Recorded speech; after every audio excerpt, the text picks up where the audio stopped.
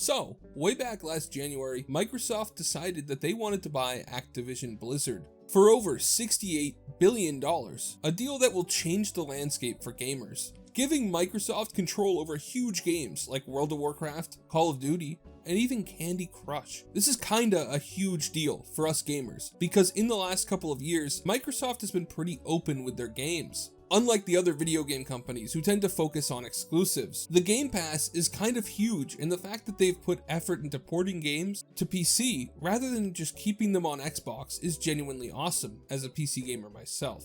That being said, there has been a console war for years, so of course Sony, who owns PlayStation, took a little bit of issue with Microsoft, and by extension Xbox, suddenly getting access to some of the biggest games around. I mean, if Microsoft decided to make Call of Duty an Xbox exclusive, it could have a really serious effect on PlayStation sales, since no one's gonna buy a console that doesn't get releases of all the big games. And the FTC saw those complaints and decided, in true government fashion, to stick their head in and try to stop the deal. Now, of course, they were acting in their capacity to try and stop Microsoft from becoming a monopoly in the gaming industry. At face value, this makes sense, considering the damage that they would be able to do to Sony if they decided to go full-on standard oil and try to force out their competitors. Except that Microsoft says they're not going to do that. And considering how fast the fist of the government would come down on them if they go back on their word, but the FTC did not, and went on to seek an injunction in a California court that would stop Microsoft from going through with the deal to buy Activision Blizzard. Luckily for Microsoft, big government keeps getting L's in recent years, and the judge ruled against the FTC last week, handing Microsoft the W and letting them continue on with the deal. This did leave the option for the government to appeal, which they did, only to lose that appeal too. The reasoning for Microsoft's win is basically that the government has a pretty high burden of proof to stop this kind of deal, which makes sense. If you give the government too much power, they will abuse it, and no business deals would ever go through. Essentially, the FTC had to prove that Microsoft's purchase of Activision Blizzard would substantially lessen competition in the video game industry, which they weren't able to do. Certainly the deal might hurt Sony in the future, but it's not like Sony is the only competitor in the video game market. There's Nintendo and Steam as a couple examples, neither one of which will probably be hurt at all by the deal. On top of that, Microsoft made a lot of promises to keep popular games like Call of Duty on the platforms it's already on, like PlayStation, but also said that it wants to expand the platforms that the games are offered on, including, I guess, that they intend to put Call of Duty onto the Nintendo Switch, which would be hilarious, because man, the Switch can barely run first-party Nintendo games, and its online ability is worse than the Xbox Live was back in the 360 days. I can't imagine playing COD on the Switch, but to be honest, it might be kind of a good idea, because I would 100% buy it just to see how it works. I remember back in the day, I bought a COD game on my DS, and I was expecting it to be like the actual game that I was playing on the Xbox, but it was not,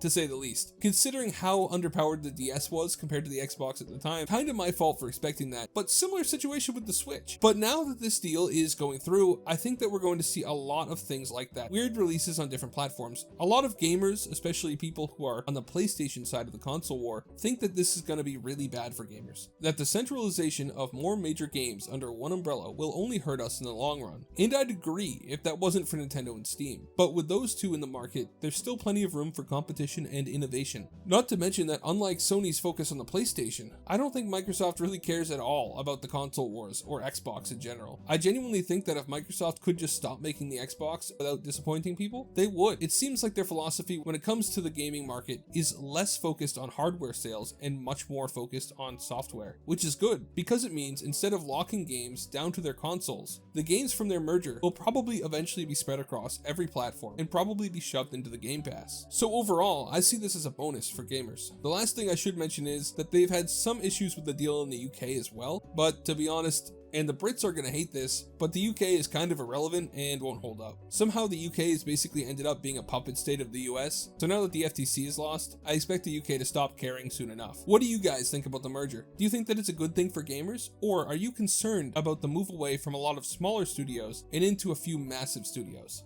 Let me know in the comments, it really helps out the channel. Thanks for watching all the way to the end. Have a great day, and God bless you.